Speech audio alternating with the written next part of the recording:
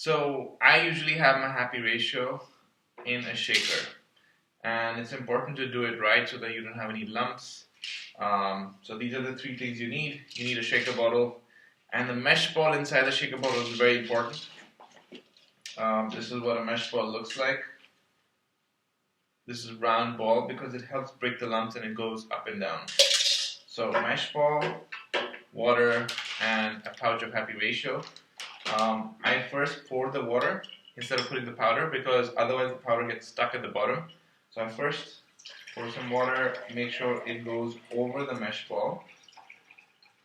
Then, because these pouches are very robust and tightly sealed due to nitrogen flushing, it's important you tear it right. So you see this, I will tear from the corner. So I will actually tear down and then across. So I'll tear down and across, and you have a little bit of space to be able to pour out. So I'll take that and I'll pour it into the shaker.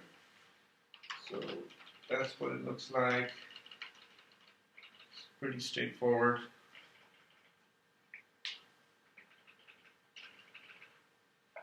Yeah.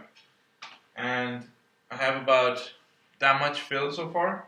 I will use the water now to fill to the top. So this is the perfect height for happy ratio. If you don't have the happy ratio shakers, request for it or buy it. Get in touch with the team. So now I'll fill the water all the way to the top. I don't measure anything because this is perfectly measured for that. So to the top. Yep. And I will seal it. And then I'll shake it with both hands. So I'll just go count to 10. 1, 2, 3, 4, 5, 6, 7, 8, 9, 10. This will have no lumps. Okay, so you just kind of drink it, take it, you can pour it out. And that's how I usually have been having my happy ratio for the last 4 or 5 years.